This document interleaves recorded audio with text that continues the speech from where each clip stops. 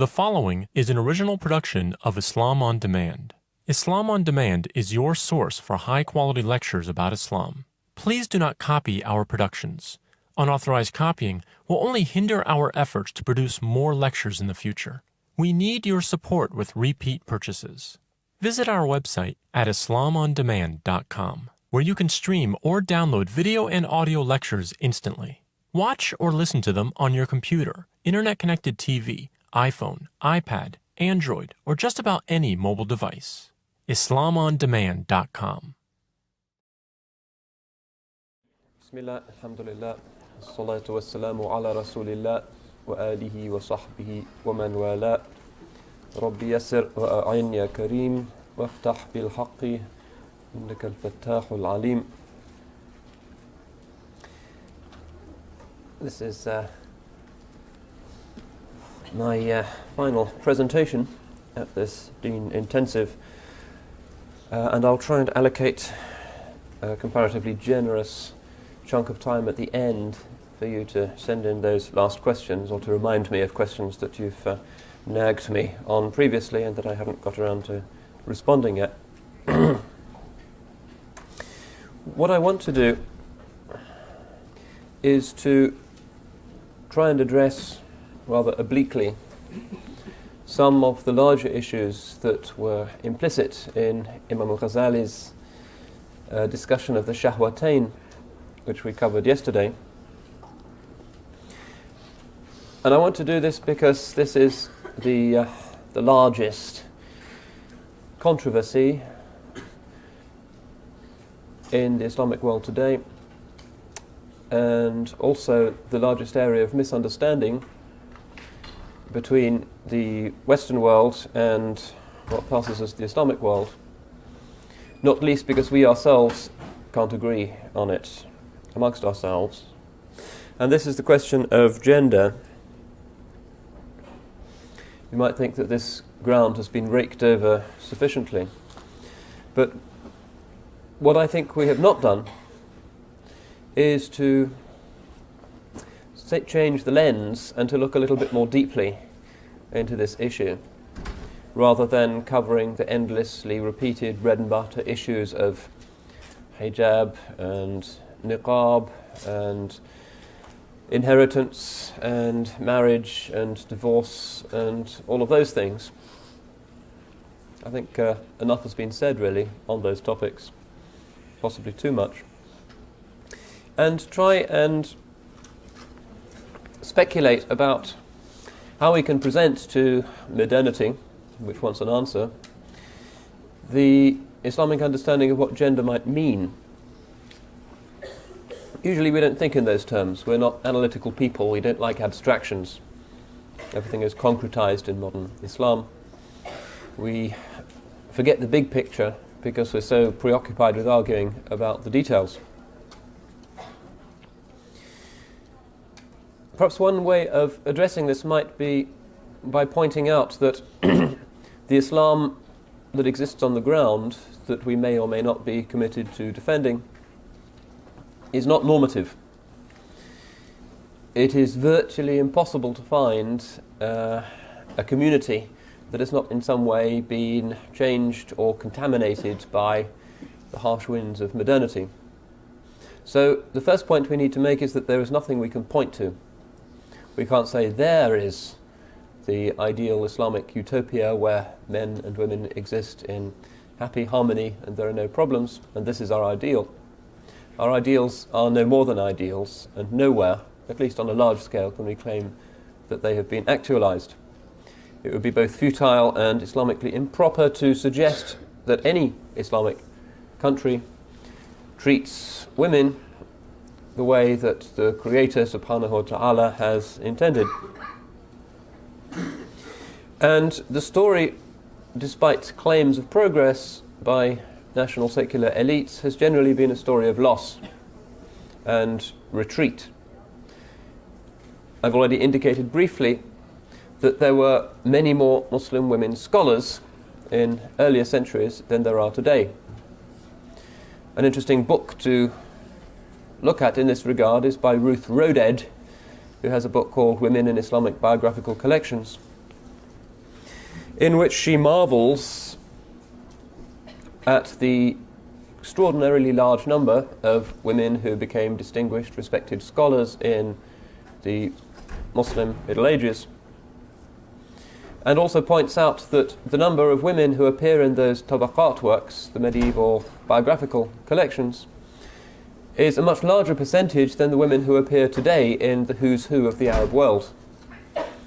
Despite all of the rhetoric of progress and equality and emancipation, the reality is that women are less prominent, in fact, than in ages past.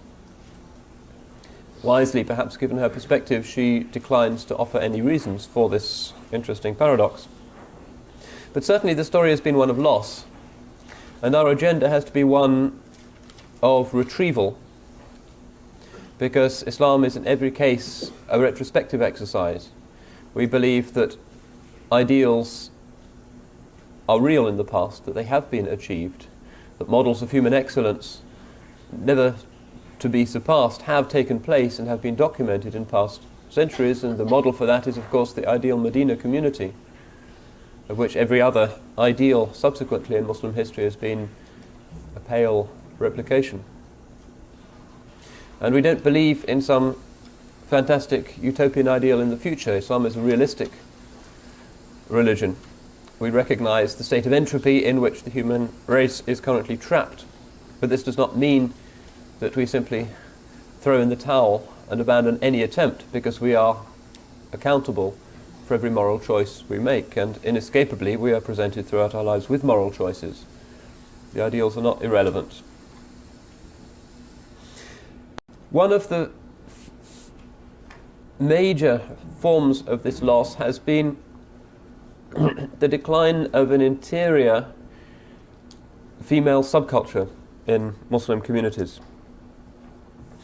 Islam is an advocate of a modular image of society, that there is a male space and a male domain, and a female space and a female domain. It has always been thus. Separate spaces for male and female guests in Muslim houses, the harimlik and the selamlik, most famously. More profoundly, there was traditionally an articulation of sacred spaces which we have lost almost entirely.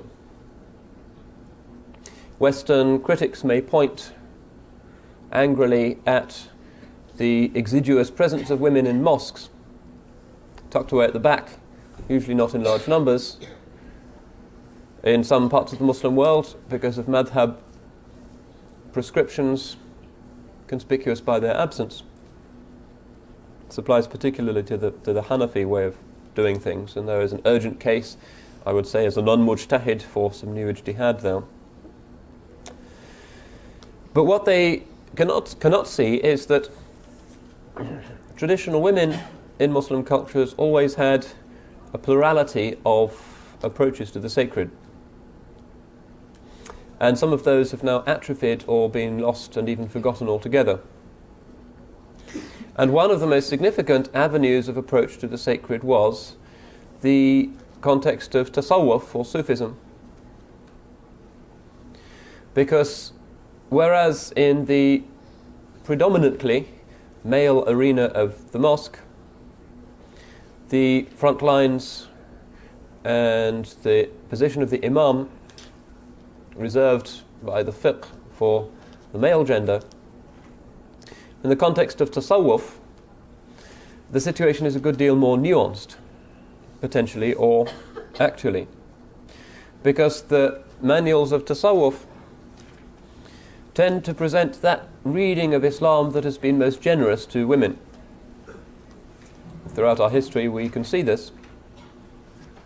And whereas it is impossible for a woman to aspire to the position of imamship in a mosque, despite, and perhaps this needs to be noted, the absence of any clear prohibition in the Quran and the Hadith. So maybe one day the Salafis will lead the way in reforming this. So Allahu A'lam, we wait to see.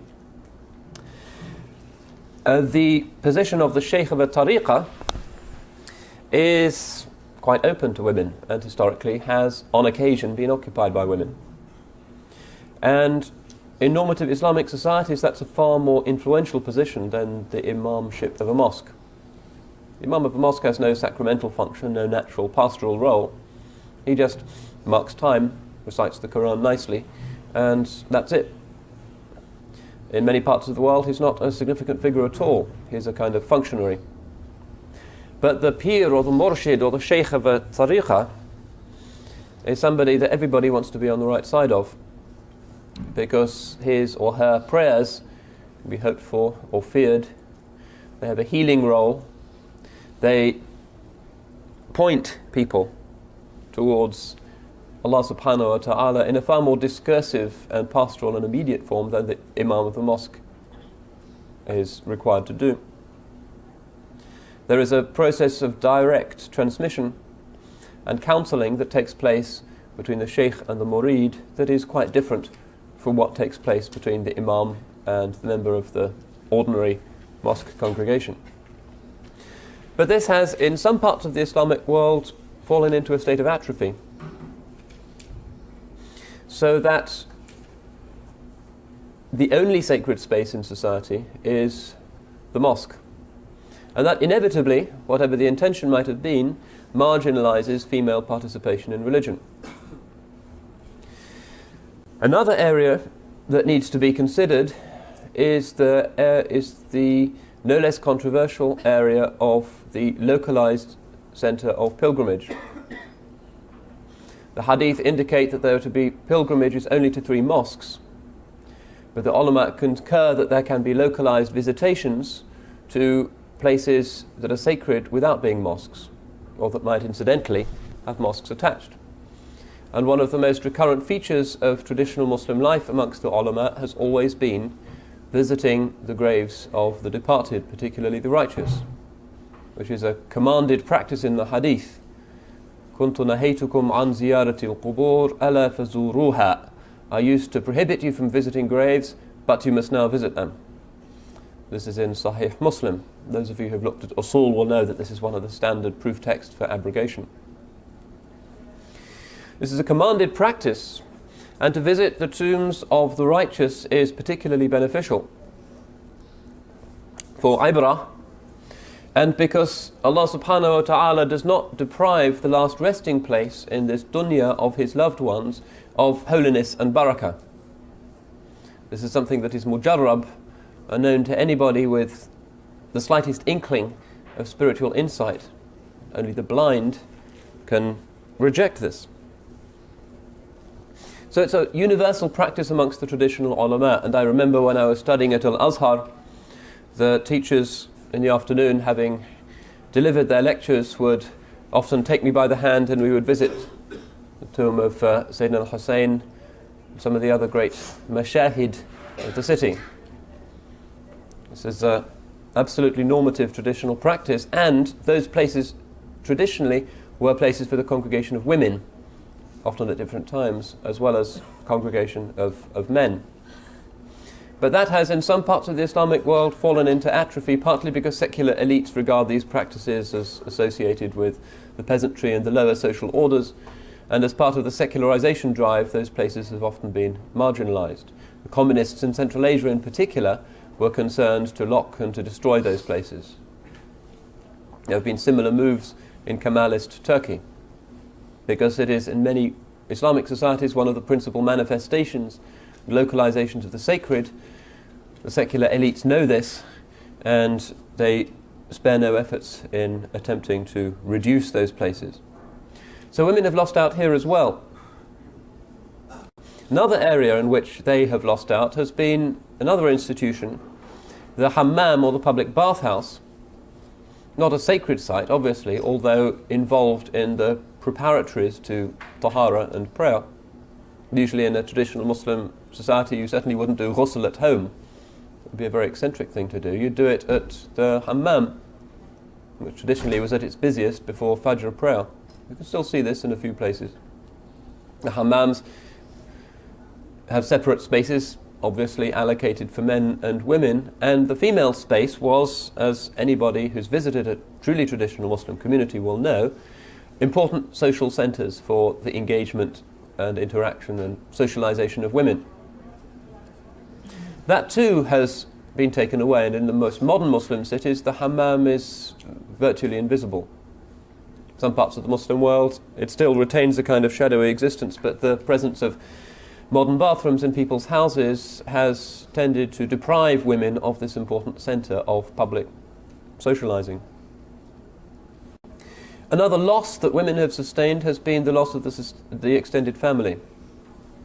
And the moral coherence of much of the Sharia can only be understood when we recognise that it is presupposing a family model that to us may be extremely unfamiliar or alien.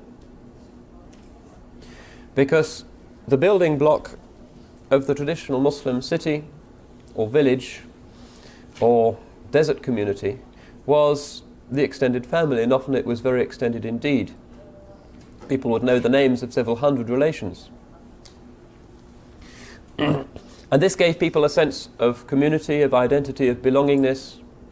It also emphasized moral codes, because there was a sense of shame and bringing disgrace upon the entire family if any member of the family misbehaved. So it helped to keep people on the straight and narrow. And the extended family traditionally lived in a large, very large house. You can still see in one or two remnant corners of the city of Medina the traditional ahwash, the traditional big mansions in which virtually everybody, unless they were destitute, lived in the city of Medina until about 20 years ago. They are large, tall buildings constructed around a central courtyard, providing absolute privacy for the harem of the family. And in the evening, women would go up onto the roofs and communicate at that level. You see it sometimes in the city of Fez as well, still in Morocco. So the men socialise at street level and the women socialise up high. And the extended family provided women with what we would today describe as childcare facilities, so that a woman who wanted to go out or to travel, perhaps on Hajj or in search of knowledge, or because she was engaged in commerce, which is more common than we think in medieval Muslim societies, for women to be merchants. The Ottoman Empire, not particularly uncommon, for instance. Some of the greatest awqaf of Istanbul were founded by female merchants. That they could do this very easily because the extended family provided an ideal situation for the nurturing of children. Nowadays, the housewife who stays at home has an extremely difficult task in that she is between four walls looking after noisy, active children full time. And it's extremely difficult, and many of the pressures on modern marriage come precisely from that. One reason why women have sought to break the bounds of tradition and enter upon the feminist adventure has been because of their experience of the family as oppressive, a view that could only really come to fruition in a post-traditional nuclear family. But if you look at how things work in a very traditional household in Pakistan or Morocco, or those residually traditional parts of the Muslim world where people still do have large houses with courtyards and roofs, you'll see that life for the women is much less tense, because the children can run around within this large, satisfying space with people they know and can be trusted, and it's safe. And there are plenty of other women who can look after the kids if the woman wants to go out for a legitimate Shari'i purpose. That too has been lost. And this is another example of how modernization has actually very materially constrained the lives and the fulfillment of women. All of this needs to be borne in mind, because what we are defending is a social model that is, for most of us, out of sight. And the introduction of a Sharia template onto a modern Western landscape, whether populated by Muslims or not, that has been shaped by the atomizing of the family and the individualism of the West that has prevailed for 100 or 150 years, is inevitably going to produce imbalances and often injustices as well.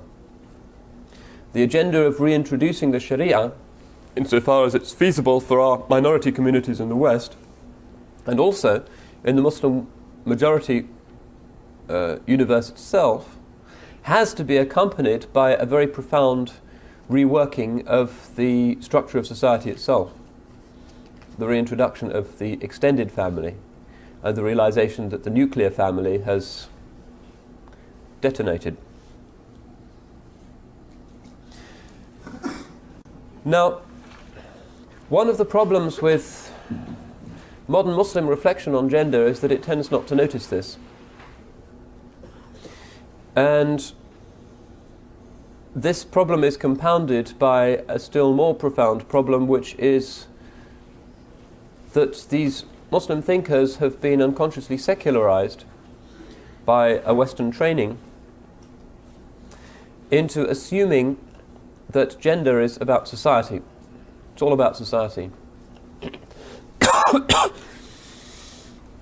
And this is not ultimately the religious understanding, because unlike modern secular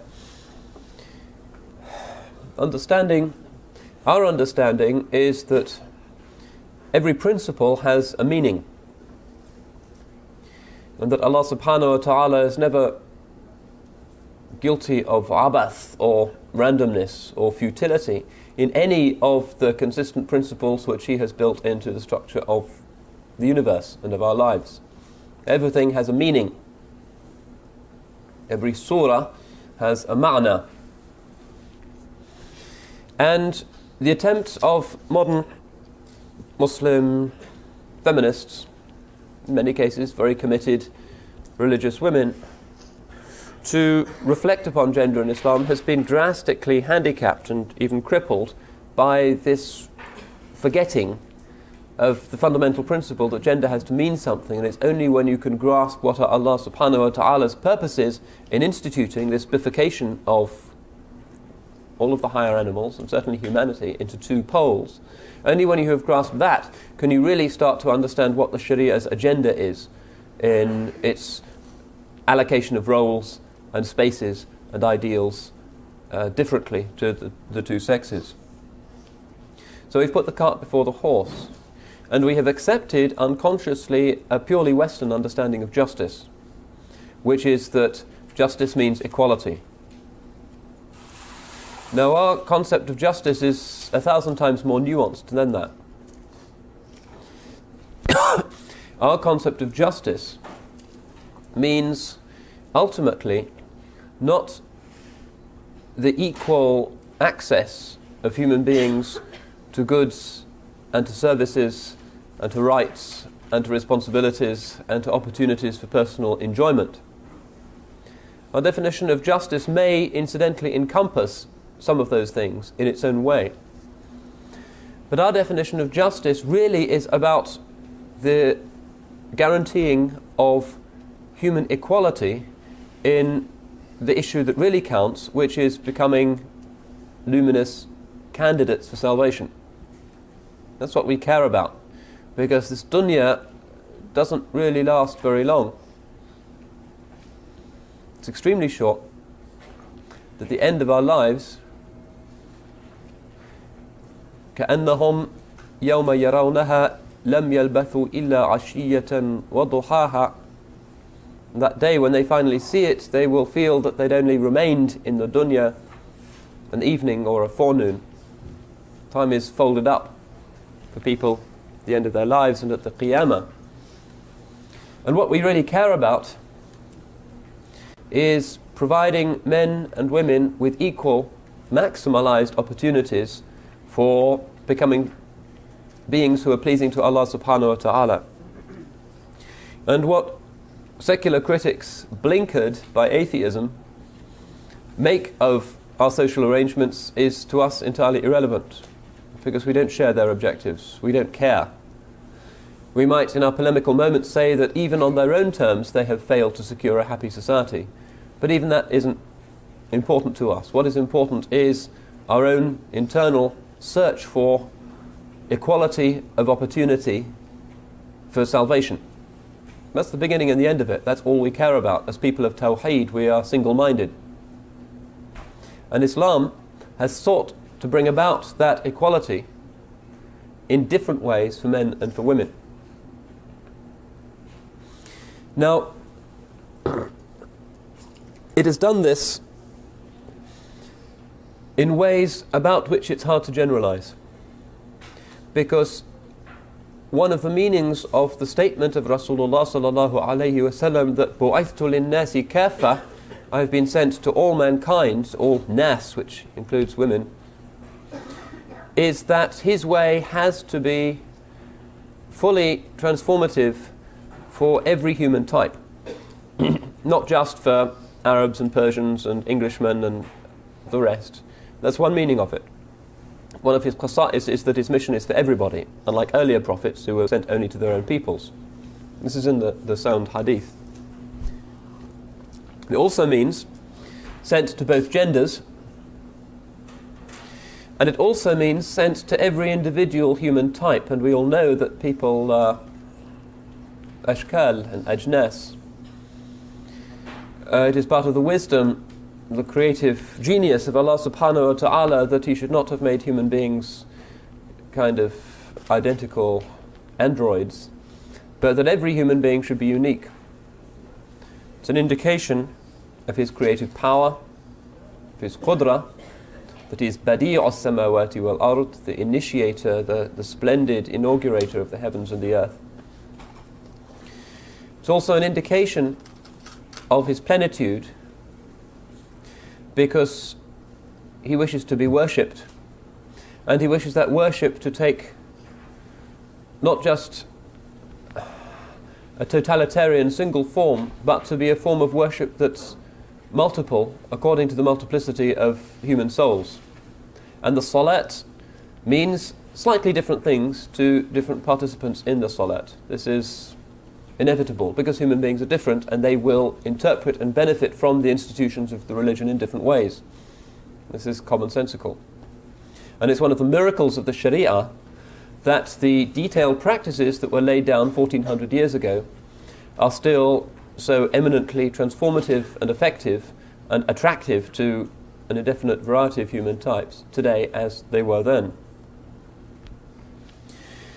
So, what this means is that when we talk about how Islam nurtures the male soul and the female soul, we have to differentiate the matter further and talk about the different types of male souls and different types of female souls. And I don't have time to do that.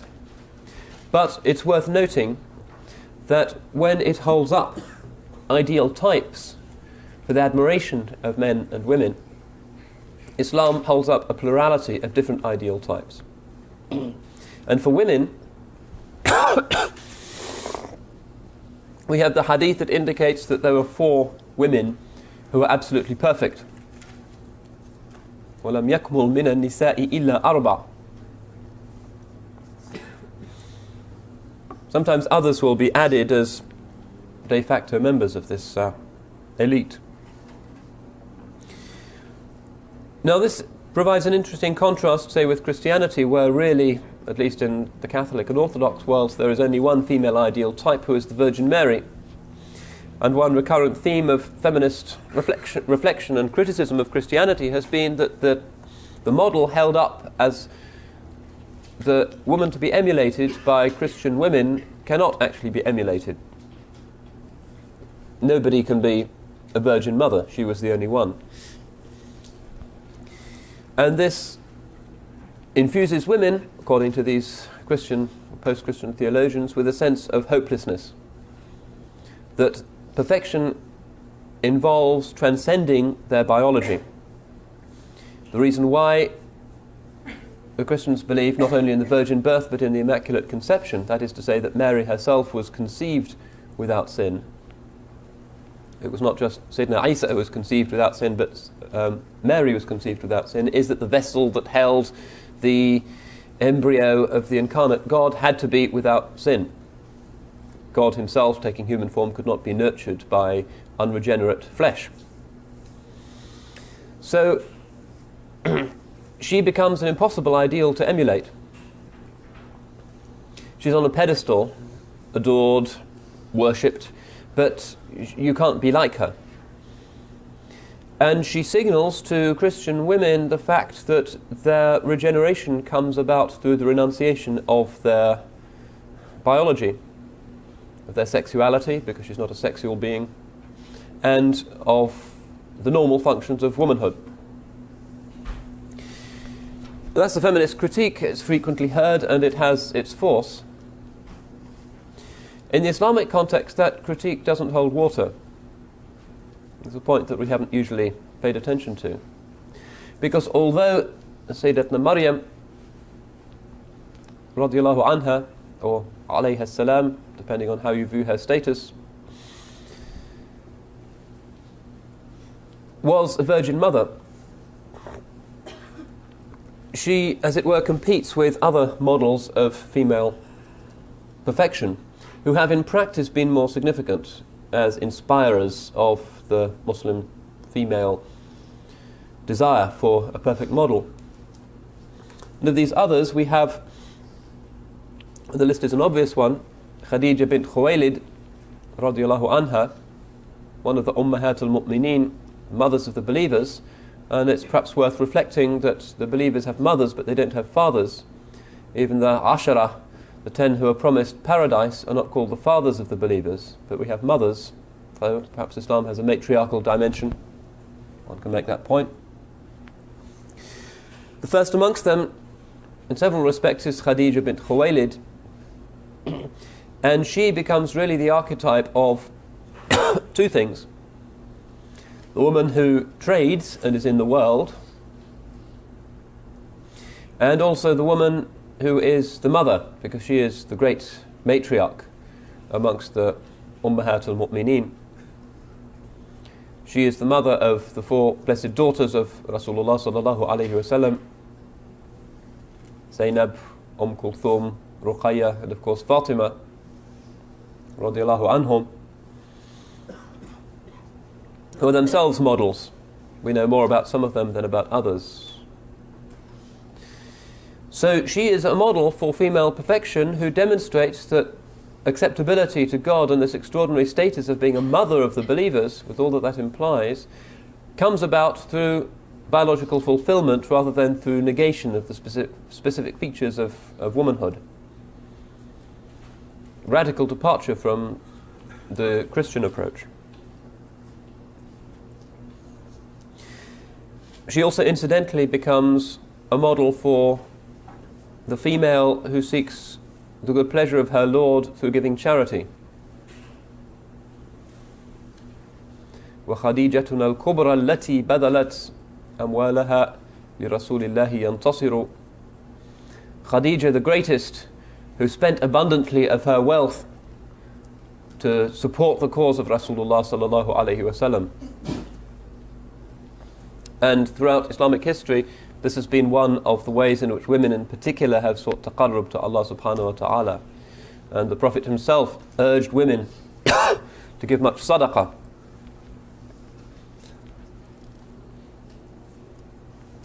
So she's the model for that. Another model is specified again in this hadith of the 4 women, Asiya.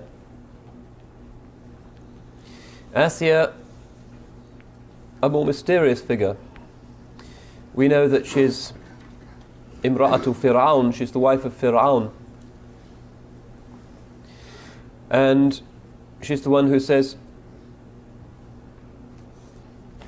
Ya Allah, please build me a palace in heaven, Baytan fil Jannah, wa najjini min Fir'aun wa amalih, and rescue me from Fir'aun and from his works. She remains a faithful wife, but she is praying, and Allah honors her with a historically enormously important role of the rescuing of the helpless infant Musa alayhi salam. And there's a hadith that indicates that when a woman is maltreated by her husband, hers shall be the reward that was given to Asiya. So she also is a role model or an ideal type. In this case, for the traditional Muslim woman, the role model, the consoler for the woman who is trapped in an abusive relationship.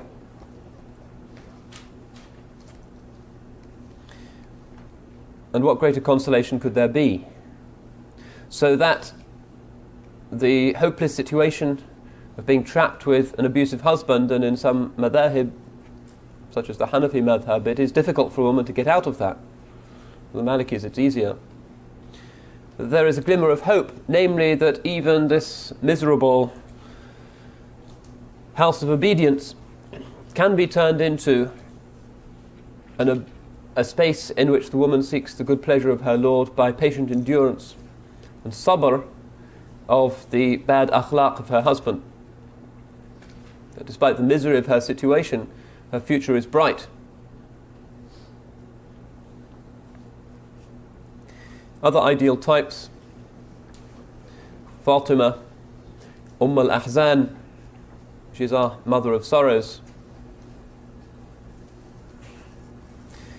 The austerity of her life, her poverty, her reflection upon the tragedies that would take place,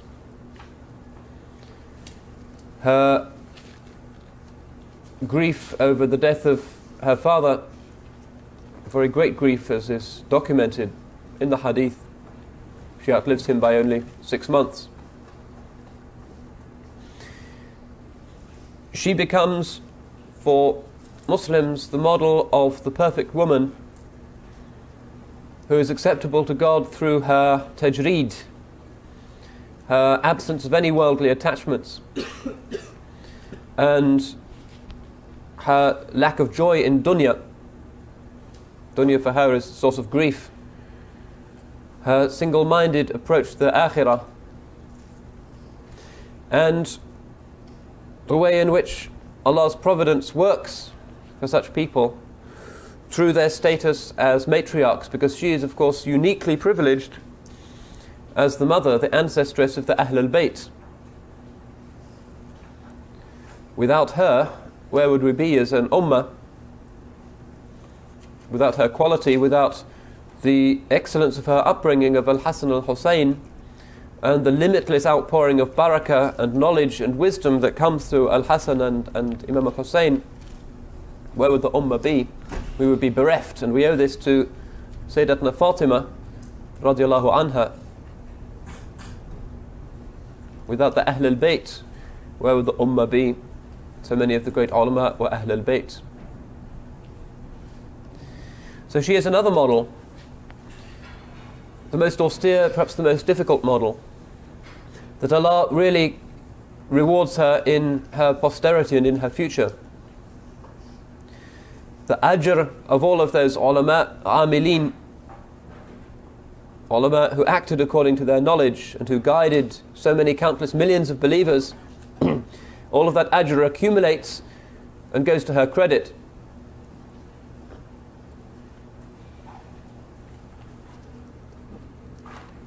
من سن في الإسلام سنة حسنة فله أجرها وأجر من عمل بها إلى يوم القيامة لا ينقص ذلك من أجورهم شيئا.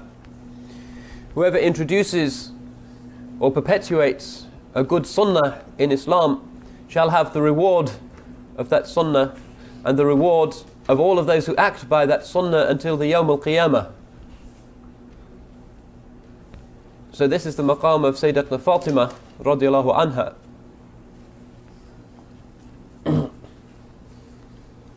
Other ideal types. A more active type is Sayyidatna Aisha radiallahu anha.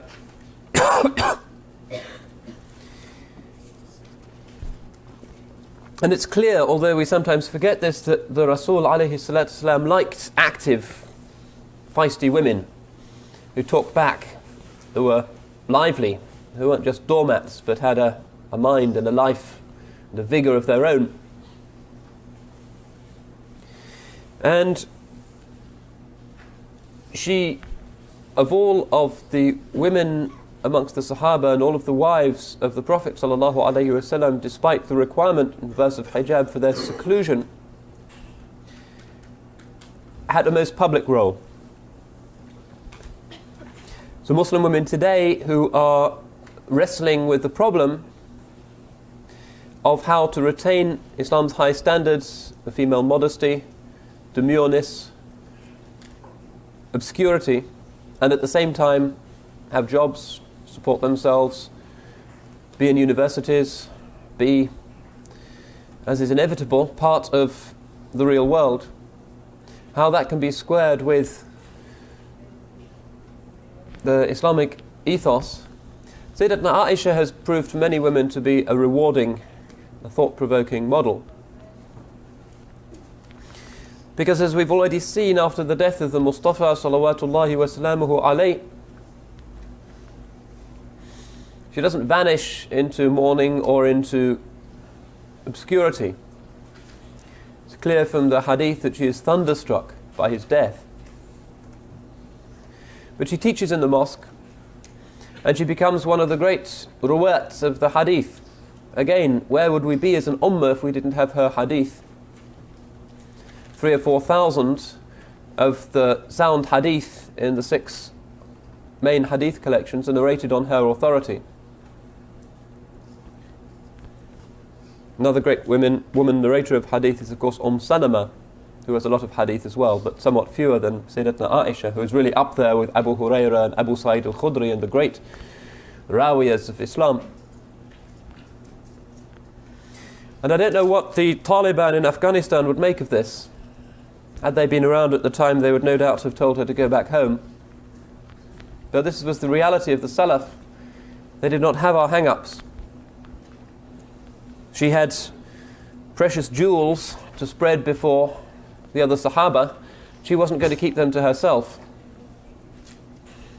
And thanks to her, and to her decision, and to the generosity of the Sahaba who humbly listened to her, we have those jewels amongst us still. So these are the ideal types for Muslim women. And in every case, these are beyond the reach of any secular feminist carping. Even on their own base terms, which is all about opportunity and respect, they had opportunity, they had respect. On our terms, their greatest glory is their sanctity. The fact that here were women who were utterly wrapped up in their adoration of their Lord, whose great delight was in prayer and in charity and in all the virtues. That is ultimately why we revere them and ask for God's blessings upon them. Now, I said I wanted to leave some time for questions. Let me just briefly indicate a few other things that perhaps will help us as we seek to retain the Islamic ideal of who is a man and who is a woman in a world that freely admits that it doesn't know the answer to that question.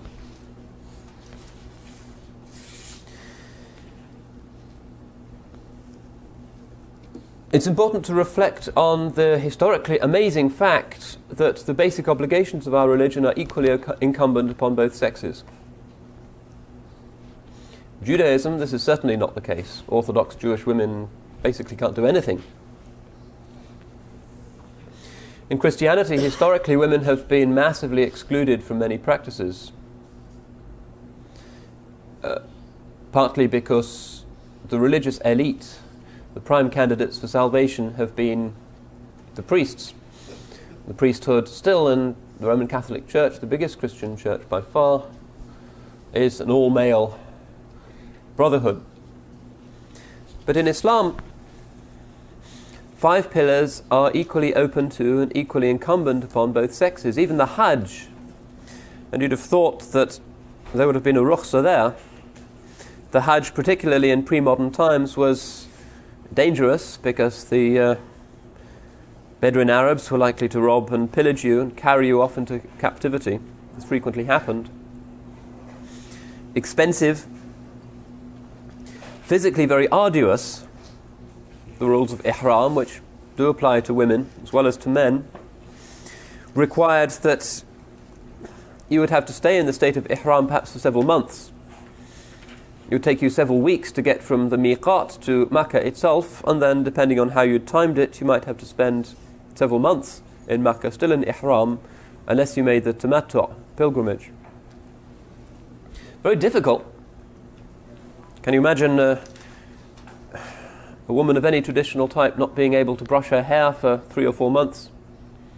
These are austerities, but equally incumbent upon both sexes.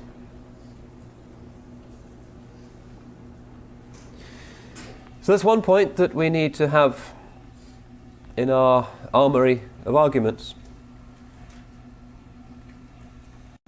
Another point, which might seem even more obscure to us, is that because of the Quran's insistence on the transcendence of Allah subhanahu wa ta'ala, we do not really have a personal God. This is a Christian term, and to some extent also a Jewish term. The difference between the Western theisms and the Eastern religions is that we in the West supposedly believe in a personal God, and in Islam really we can't say that. That's not a term in our theology. For the Jews, the God of the Hebrew Bible is emphatically a human type of individual, and whatever might have been the original form of the Torah, as the book appears today, Allah is really more human than divine. In Christianity, of course, the case is even more clear-cut, because God is so like a person that he can take human form, walk around on the earth, and eat and urinate and preach and die. So for Christians, inescapably God is a person. And one of the principal secular arguments against the Judeo-Christian story has been that if God is a person, God has to have a gender, because you can't be a person without being gendered. And this gender is unmistakably the male gender. One of the reasons for the current flood, the current exodus of intelligent people away from the Catholic Church in particular, has been that women are simply alienated by a cosmology that attributes ultimate value to the male. God is the Father in the Bible, in the Old Testament and in the New. And the objection of modern secular or even religious feminist critics has been that this alienates and excludes women, because it inevitably implies a primacy of the male principle. When the incarnation took place, although Aquinas has this strange, medieval Christian thinker, strange idea that the three persons of the Trinity actually argued amongst themselves as to which of them would be incarnate and appear on earth. The vessel that was chosen for the incarnation was a male vessel. Again, apparently God choosing the male over the female. A number of feminists have, I think, rightly pointed to this as problematic. When we turn to our theology, we find that, very strikingly, we never do this. Allah subhanahu wa ta'ala never describes himself in our revelation as Father. Clearly there are elements of continuity between the Quran and what remains of earlier scriptures, but here there is a very obvious discontinuity. Similarly, because there's no doctrine of incarnation, the great problematic of the divine choice to appear in male form doesn't have any Islamic equivalent. The reason why the prophets have been male, and there are some dissenting ulama, such as Ibn Hazm, who say that there have been female prophets as well. Sayyidatna Maryam, because she received revelation from the angel of revelation, is, according to Ibn Hazm's definition, one of the prophets. And also the mother of Sayyidina Musa, Ibn Hazm says, received wahi. The Quran says this, it uses the word revelation for the mother of Sayyidina Musa, when Allah told her to cast Musa into the Nile. But that's a very minority position, and the consensus of the ulama, as expressed in the long discussion on this by Ibn Kathir, is that maleness is a condition for prophethood. However, a prophet is not God incarnate, and the conditions for prophethood are largely pragmatic ones. designed to secure and maximize his acceptance in the real world. And the ulama point out that the male gender, particularly in traditional communities, is more likely to be listened to, taken seriously, than a prophetess. So it's a pragmatic, accidental, rather than essential reason why this allocation has been made.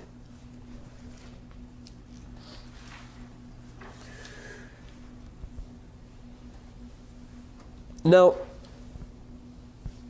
I mentioned that the Quran does not attribute the attribute of fatherhood to God. This is undeniable. But the Kalam theologians of Islam also insist that because Allah is munazzah, transcendent, above any accident of the human form, that Allah does not have gender. He does not have real gender, does not have gender even as an accident or as a metaphor.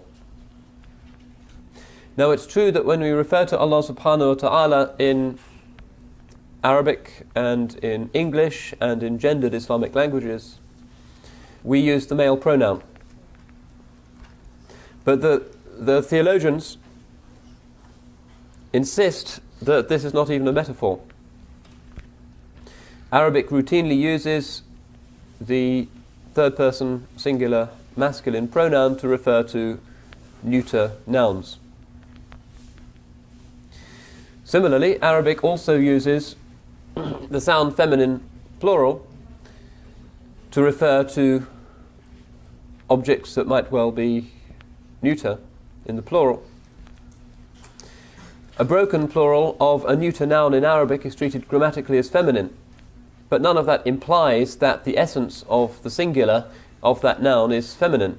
It's merely a convention of the language. So it's an essential part of our aqeedah that we do not attribute gender to Allah subhanahu wa ta'ala. We say he, but we know very well that this does not mean that he is a person in any sense that we might mean by the word person. The word has no application to him subhanahu wa ta'ala. So this again suggests that Islam is in a very strong position when compared to Christianity in facing the, to some extent, legitimate concerns of the modern secular egalitarian conscience.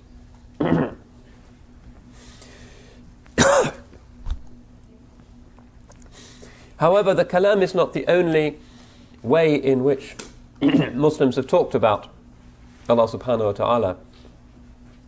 There has also been the science of tasawwuf, practiced by far more ulama than the science of kalam, which was always a fairly small, specialized pursuit, as opposed to the memorizing of basic aqidas and creeds. And in the context of tasawwuf, as I've already indicated, we find the greatest esteem for women and for the female principle. And any Muslim community that loses sight of the centrality of tasawwuf will inevitably denigrate the female principle and will marginalize women. You can see this in practice now in those Muslim countries that are letting their tasawwuf go. Now, when they reflect on this question of the meaning of gender, the Sufis have traditionally invoked the hadith of Tirmidhi, which identifies 99 names of Allah subhanahu wa ta'ala. And they point out, rightly, that some of these names are names of majesty, names of Jalal, and some of them are names of beauty or Jamal. And they then go on to remark that these are predominantly masculine and feminine attributes, respectively. Male principle is associated with strength and rigor. Female principle associated with beauty and with compassion. Now it's important to note that we can't say that any of the divine names is truer than any other. So the names of Jalal are not privileged over the names of Jamal. These metaphorically gendered names, attributes, do not prioritize one gender over the other. And in fact, the Sufis will say that the name that is most conspicuous in Revelation is actually one of the names of beauty, one of the names of love, because it's Rahman. Allah is beginning His self-description in the Quran with this name for a reason. He says, "Kataba ala nafsihi ar-rahma." This is a prescription which He has prescribed upon Himself. He has prescribed mercy upon Himself, rahmah. And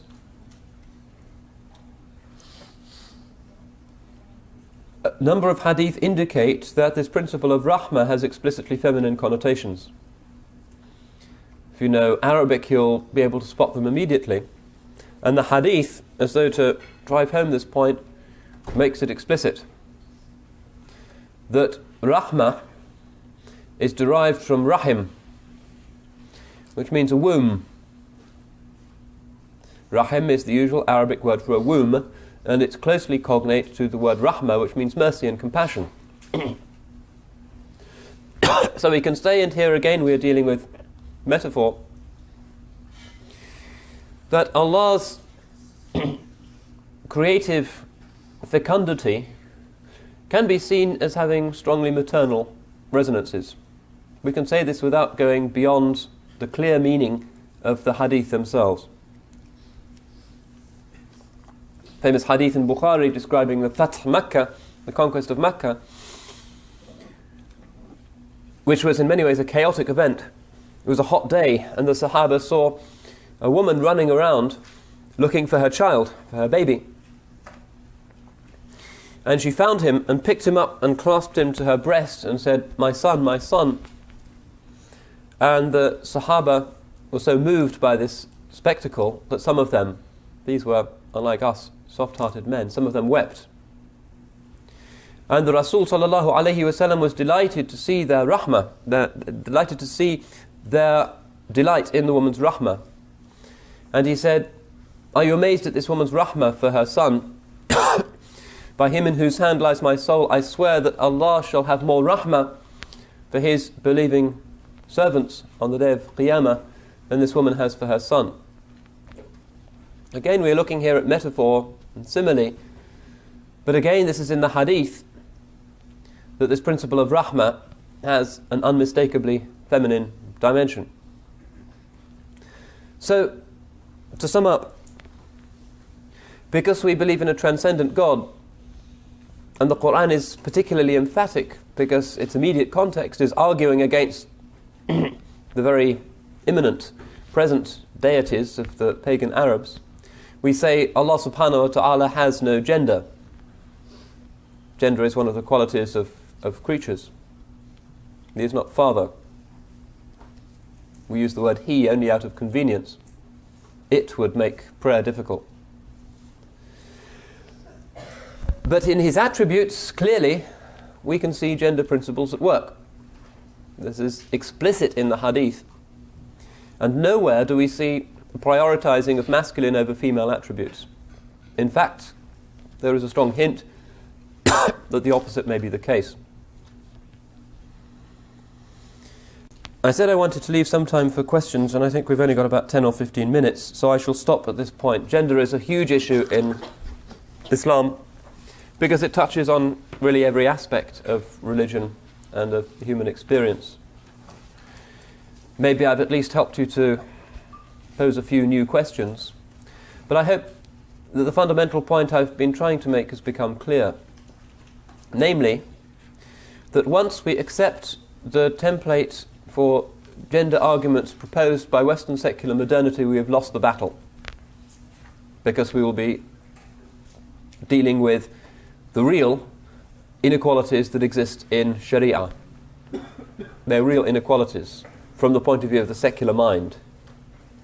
From the point of view of our own argument, the religious mind, what we are interested in is how the Sharia secures real equality, not the illusory, unattainable equality in the world, but the real equality, which is equality in the spirit,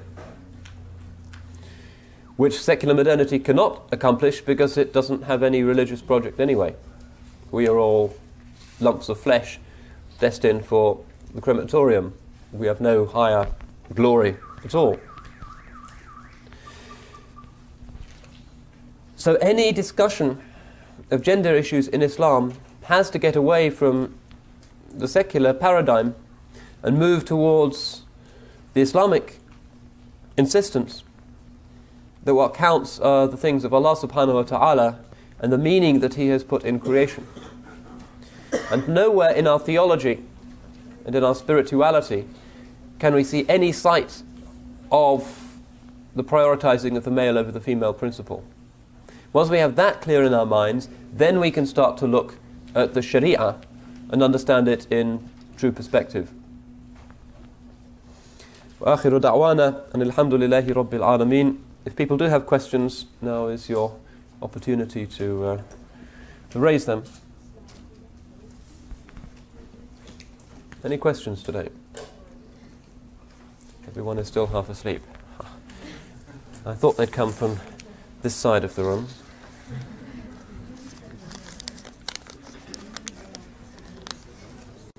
Some people have a problem with women attending the masjid because the opportunity to make fitna, intermingling between men and women, almost always is taken. Well, maybe, that's not my experience, but possibly there are some people who do that. What are your suggestions in preventing this fitna? Is the argument justified? Well, the argument makes no sense if you've chosen to live in the West. If you're really afraid of fitna, then you don't live in the West. Because, never mind the masjid, what goes on in the workplace where people don't have any Sharia framework at all, that's real fitna. And whatever might conceivably happen in the mosque pales into insignificance compared to that. You know, if you really don't like that, go and live in Qatar or somewhere where you can live the rest of your life without seeing a woman. But no, that the hadith says, لا تمنعوا إماء الله مساجد الله. This is a sound hadith. Do not prevent Allah's female slaves from attending His mosques. Prophetic commandment.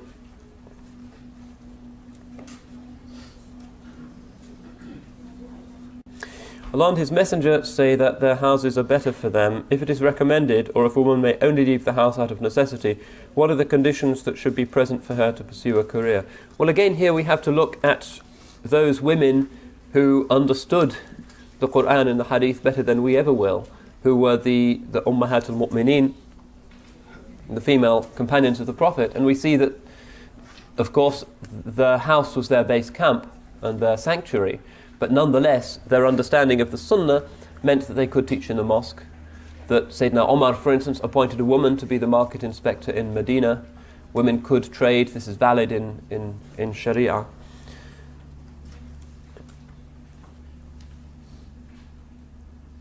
And I don't think one can generalize about what women should do now, except to point out that the house does not mean a suburban detached house in some Miami suburb. A house, according to the way in which Muslims would traditionally read a hadith like this, in the time of the Salaf and subsequently, would mean a bayt with dozens of people living in it and an entire social life present. But for a woman just to stay at home with only the cat and the telephone for company, that's not the Sunnah, that's not what the hadith is recommending. That's zulm, injustice. Some Muslim writers assert the need for a female interpretation or interpretation of the Qur'an. I don't really believe that men and women have a privileged insight into their own conditions to the extent that they can engage in a separate tafsir. I think though it is certainly the case that the Qur'an needs to be read and reread rather than reinterpreted, using a more profound understanding of the fact that 50% of the human race is women. Well, that may not always be clear from the the traditional tafsirs. Women's issues are legitimate issues, and they, I think, do need to be more prominently addressed in the tafsirs than has classically been the case. But a female interpretation of the Qur'an I don't think is is necessary. But maybe some woman will produce one, and I will eat my words. Is there any advice you have for us in terms of gender adab? Have you noticed behaviour that needs adjusting? Any reprimands? Well, I haven't spent enough time here really, so I haven't spotted anything that I thought was reprehensible. And I think we need to be less obsessive and more forgiving and recognise that given the strength of human inclinations and the ignorance of the surrounding culture, we are not always going to get it right, and that sometimes we will blunder and there will be excessive informalities, and we need to forgive other Muslims when we see that, rather more than we have done. We've become almost paranoid about this issue of gender segregation, which was certainly not the way of the Salaf. Their relations between men and women were a good deal more relaxed than ours have become. Do you view what is termed Islamist feminism? Jazakallah khair. Well, that again is a very broad phenomenon. My worry with it is that it's not terribly profound. There are thinkers, and in Egypt one thinks, for instance, of the late Zainab al-Ghazali, rahmatullahi alayha, and also Safi Naz Kazim, perhaps a more interesting thinker, who have at times been aligned with a broadly Ikhwani perspective. If I was asked to supply a criticism, I would say that they have addressed issues piecemeal, rather than looking at the whole picture. And also, they have frequently failed to understand the philosophical underpinnings of the westernization process which they are resisting. They are looking at individual issues like mingling of the sexes in cinemas, for instance, which was a big thing for Zainab al-Ghazali, and dealing with that on a purely moralistic basis, rather than trying to understand the reasons for that practice in the countries from which it's being exported. It's much better to argue with the West on the basis of usul than of furu'. How did the Sufis of the past manage to eat so little and yet have incredible discipline of learning, memorizing, fighting jihad, etc.? Well, it was a kind of karama. One of their miracles was that they could live on almost nothing. And it's part of a phenomenon that I don't claim to understand, which is that the person who is really close to Allah, whose life has been spent entirely in sacrificing his or her nafs, that person's body doesn't function like our bodies.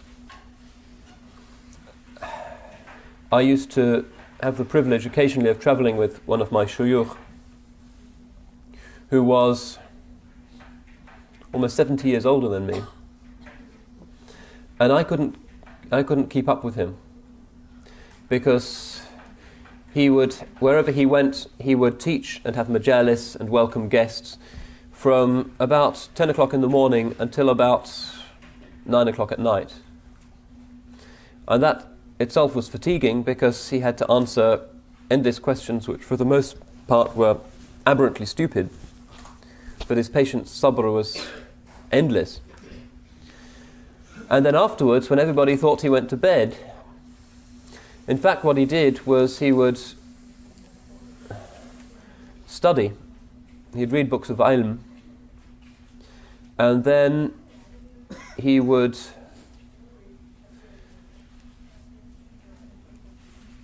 sleep or rest briefly on his side, and then would begin the tahajjud, 3 or 4 hours, and then he would rest again briefly and be up maybe half an hour or so before the adhan for Fajr, and then he would take his breakfast and his day would begin again.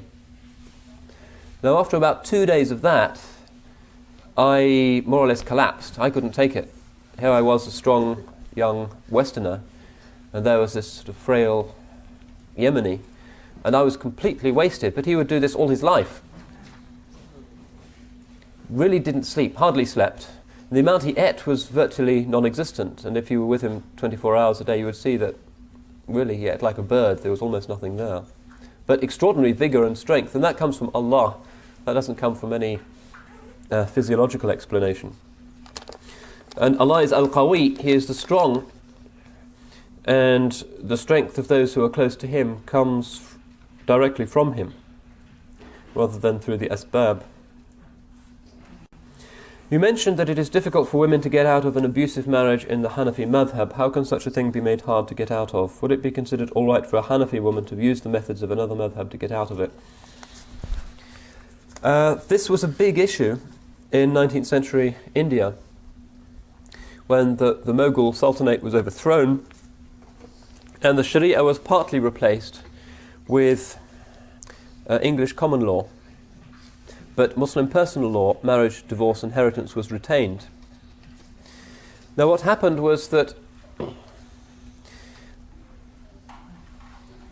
women who were trapped in impossibly abusive relationships would on occasion find no alternative but converting to Christianity, because the laws on Ridda had been abolished. So they would go along to the local Methodist mission and they would become Christians. And then their marriage was automatically dissolved, because Ridda is a cause for the dissolution of marriage.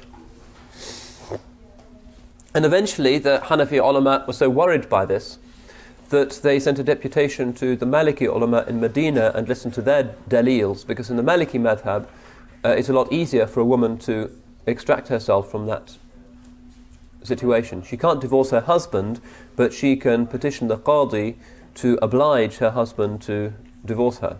That's how it works. In practice, it's the same thing. And armed with the Maliki Adillah, the ulama went back to Lucknow and Deoband, and then they petitioned the British Parliament, which was the House of Lords was the Supreme Court for the administration of Islamic law in India. And the Muslim Marriages Act, which I think was mid-1930s, was passed, which is still in force in Pakistan, Bangladesh and Nepal. It's been repealed in India.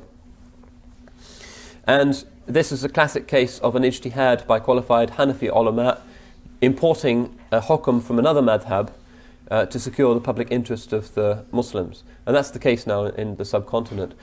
What is done in the West is frequently to follow suit, and I'm scarcely a mujtahid, but I would certainly be happy to see Muslim Hanafi ulama in the West importing the Maliki position in order to avert what is clearly an injustice.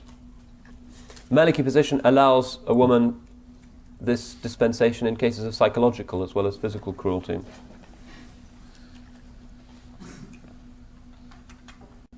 This is a question about Bilqis. Bilqis is more difficult because her leadership and her power, which might seem to be interesting, feminist models, take place when she's still a pagan, worshipping the sun. And then when she comes to Sulaiman and she submits to Allah, she is now submissive to Sayyidina Sulaiman, apparently. So Bilqis generally is not invoked as one of the ideal types for Muslim women. I suppose I should make a token gesture, be inclusive, and answer some of the questions from the other side, even though the handwriting is much worse.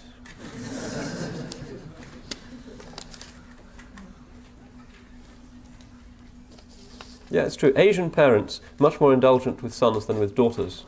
The sons get away with murder and often less educated than the daughters, in England anyway. The Rasul alayhi salatu salam used to give salams to women. It's part of common courtesy, but it's not discourteous not to do it, in the sense that it can be, under some circumstances, misconstrued. It depends on the logic of the individual situation. Muslim women generally know that when men are rude, they're not really being rude. Insha'Allah, it's just the sense of necessary distance that the Sharia requires. What is the adab of women when they go for ziyarah, visiting the graves of the righteous? They shouldn't go at night. They should avoid any displays of emotion. Discreet tears are, of course, legitimate, but the kind of things that you sometimes see, wailing, rubbing the tomb, tearing of garments, donation of money to the tomb when it's not entirely clear what will be done with it, the writing of letters to the saint and putting them in a little letterbox attached to the tomb of the saint. The correct Sufis say this is not recommended. The adab of visiting a tomb always is that one stands facing the tomb with one's back to the Qibla and recites Fatiha and the dua, which is recommended in the Sunnah for visiting the graves, Salamu alaykum dara qawmin mu'mineen, etc. It's a well-known dua. And the rest of the practice will depend on the individual advice and practices within the individual tariqah, but sobriety is all important. There's nothing that confirms the traditional Muslim male stereotype of women more than what actually goes on amongst women in certain events, funerals and the tombs of saints, which is why some tombs actually allocate specific times for women's visitation because they make too much noise. It's not chauvinism, it's demonstrably the case. This is what happens in Medina. After Fajr prayer for about 2 hours, the Rawda area is open to the women. And women may complain at the way they're treated, but reform has to start at home, and it has to be said that there is too much noise frequently when women gather, even for religious purposes. When I did the Eid prayer last week, I was sitting in an area that was separated by a curtain from the women's area, and I couldn't hear the khutbah because the women were just talking. And this is something that has to be addressed if women really do want to be religiously respected a little bit more. Okay, this is something I don't have an easy answer for, but it is important. Some may argue that even paradise is a man's heaven. Do you have any thoughts? Well, again, here we have to recall what Sayyidina Ibn Abbas said, which is, in the Akhirah, none of the things of this world will exist, only their names. And the view of the Salaf is that the realities of the Akhirah are real, and the descriptions given of them in Revelation are real. Allah is not deceiving us so that we'll get some total surprise. However, because the Akhirah exists after the end of time, it is impossible for us really to envisage them.